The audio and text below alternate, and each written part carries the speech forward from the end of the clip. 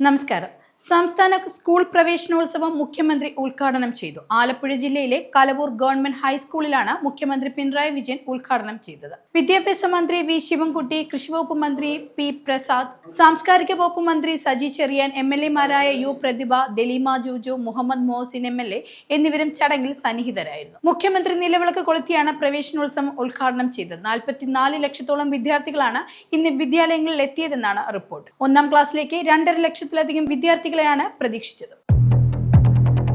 നിലമ്പൂർ ഉപതെരഞ്ഞെടുപ്പിലെ ഏതാണ്ട് മത്സര ചിത്രം തെളിഞ്ഞുകഴിഞ്ഞു. 3 മുന്നണികളും PV അൻവറിന്റെ തൃണമൂൽ കോൺഗ്രസും കളം നിറഞ്ഞിട്ടുണ്ട്. UDF സ്ഥാനാർത്ഥി ആര്യാടൻ ഷൗക്കത്ത് നാമനിർദ്ദേശ പത്രിക സമർപ്പിച്ച് പ്രചാരണ പ്രവർത്തനങ്ങൾക്ക് ഇതിനകം തുടക്കം കുറിച്ചിട്ടുണ്ട്. കഴിഞ്ഞ ദിവസങ്ങളിൽ സ്ഥാനാർത്ഥിത്വം പ്രഖ്യാപിച്ച ഇടതുമുന്നണി സ്ഥാനാർത്ഥി M സ്വരാജും NDA സ്ഥാനാർത്ഥി മോഹൻ ജോർജും തൃണമൂൽ കോൺഗ്രസ് സ്ഥാനാർത്ഥി PV അൻവറും ഇന്ന് നാമനിർദ്ദേശ പത്രിക സമർപ്പിച്ചു.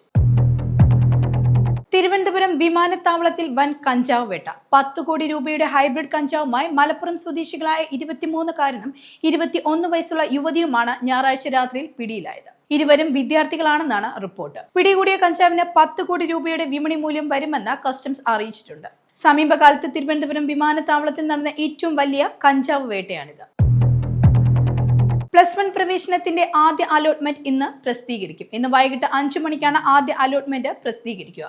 ഇതിന്റെ അടിസ്ഥാനത്തിൽ നാളെ രാവിലെ 10 മണി മുതൽ ജൂൺ 5 വൈകിട്ട് 5 മണി വരെ വിദ്യാർത്ഥികൾക്ക് പ്രവേശനം തേടാം. ഇതിനോടൊപ്പം മോഡൽ റെസിഡൻഷ്യൽ സ്കൂളിലെ പ്രവേശനത്തിനുള്ള അലോട്ട്മെന്റും സ്പോർട്സ് കോട്ട പ്രവേശനത്തിനുള്ള അലോട്ട്മെന്റും പ്രസിദ്ധീകരിക്കും. കൊച്ചി കായലിൽ ടാൻസാനിയൻ നാവികസേന ഉദ്യോഗസ്ഥനെ കാണാതായി. പരിശീലനത്തിനിടെ തേവരപ്പാലത്ത് നിന്ന് ചാടിയ അബ്ദുൽ ഇബ്രാഹിം സലാഹി എന്നയാളെയാണ് കാണാതായത്. ഇന്ന് വൈകിട്ടോടെയാണ് സംഭവം. ഫയർഫോഴ്സും നാവികസേനയും തിരിച്ചു തുടരുകയാണ്. കൊച്ചിയിൽ പരിശീലനത്തിനെത്തിയ ടാൻസാനിയൻ നാവികസേനയിലെ അംഗമാണ് ഇയാൾ. ഏഴിമല നാവിക അക്കാദമിയിൽ നിന്ന് പരിശീലനം പൂർത്തിയാക്കി കൊച്ചിയിൽ എത്തിയതായിരുന്നു.